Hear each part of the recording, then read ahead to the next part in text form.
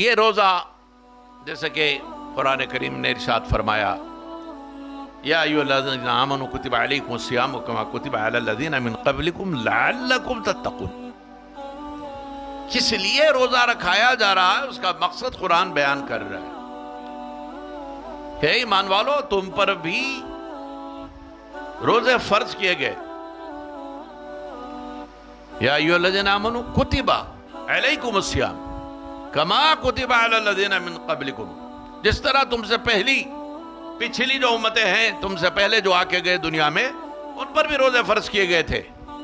لیکن یہ روزوں کا مقصد لعلکم تتقون تاکہ تم متقی ہو جاؤ پرہیزگار ہو جاؤ. بھئی آج آپ اچھی طرح سمجھتے ہیں کہ بعض اہم کاموں کے لیے شارٹ ٹرم کورسز ہوتے ہیں. ایک کریش پروگرام ہوتا ہے تو یہ 30 دن کے روزے بھی ایک شارٹ ٹرم کورس یا کریش پروگرام ہے ایمان والوں کو متقی بنانے کا. یہ سحر سے لے کے غروب آفتاب تک جو پابندیاں ہیں ان پابندیوں کا مقصد صرف اتنا ہی ہے کہ تقوی پیدا ہو جائے، تطہیر باطن ہو جائے، نفس کشی کی تربیت ہو جائے. قرآن نے یہی مقصد روزوں کا بیان کیا ہے. لہذا اہل ایمان کو چاہیے کہ حالت روزہ میں لغویات سے اجتناب کریں. اور حضور صلی اللہ علیہ وسلم نے فرمایا کہ جو شخص روزہ رکھے اور اس کی پابندیوں پر عمل نہ کرے، جھوٹ بھی بول رہا، غیبت بھی کر رہا، چغلی بھی کر رہا، کسی پہ بہتان بھی رکھ رہا، کسی کی دل آزاری بھی کر رہا، تو حضور نے فرمایا کہ ایسا شخص صرف فاقہ کر رہا ہے، روزہ نہیں رکھ رہا ہے. یعنی اس کو ایسے روزے سے کچھ حاصل نہیں ہوگا جس نے روزے کی پابندیوں کو توڑ دیا، حدود کو پھلانگا، تجاوز کیا. تو روزہ تقوی اور طہارت کے لیے ہے. یہ 30 دن یہ ہماری تربیت کے لیے ہے.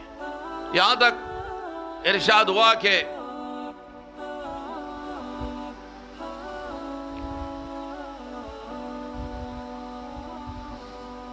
وَالصِّيَامُ جُنَّةٌ فَإِذَا كَانَ يَوْمُ صَوْمِ أَحَدِكُمْ فَلَا يَرْفُثْ وَلَا يَسْخَبْ فَإِنْ صَابَّهُ أَحَدٌ أَوْ قَاتَلَهُ فَلْيَقُلْ إِنِّي امْرُؤٌ صَائِمٌ. روزے میں بدگوئی، بد کلامی کی قطعی اجازت نہیں. روزے میں بے حیائی، فحش اعمال کے ارتکاب کی قطعی اجازت نہیں. اور یہاں تک حضور نے فرمایا کہ جو تم میں روزہ رکھے اگر اس سے کوئی جھگڑا کرنا چاہے، لڑنا چاہے، تو روزہ دار کو چاہیے کہ وہ کہے کہ انا صائم، میں روزدار ہوں. روزہ لڑتا جھگڑتا نہیں ہے. میں ایک خاص طور پہ اس گوشے کی طرف آپ کی توجہ مبذول کرانا چاہتا ہوں کہ روزے میں روزہ دار امن، محبت، پیار کا پیکر بنتا. بھی آپ نے سنا نا رمضان کے حروف کی تاثیر کیا ہے اور ان کے محمولات کیا ہیں. کہ جائے کہ بعض لوگ بے وجہ، بے جا، بے مقصد کسی سے بھی لڑ پڑتے، جھگڑتے، الجھتے، جو منہ کو آیا کہہ دیتے. ارے کیا ہے بھائی؟ ارے روزے دار ہے. ہاں، اللہ کے رسول تو یہ فرما رہے ہیں کہ روزے دار کی تعریف یہ ہے کہ وہ روزے میں جھگڑا نہیں کرتا، بلکہ کوئی اس سے جھگڑا کرنا چاہے تو یہ جھگڑے سے اجتناب کرتا، جھگڑے کو ٹالتا، لڑائی کو ٹالتا. یا الٹا حساب ہے، روزہ ہے لہذا جس کو جو چاہے بول دیتے. روزہ ہے بھائی. آپ اگر روزہ رہتے ہیں تو کسی پہ احسان نہیں کرتے صاحب. ہم کو ہمارے نفس کو قابو میں رکھنا چاہیے. اگر ہم بھوکے پیاسے ہیں تو اپنے لیے ہیں, کسی اور پر احسان نہیں ہے ہمارا.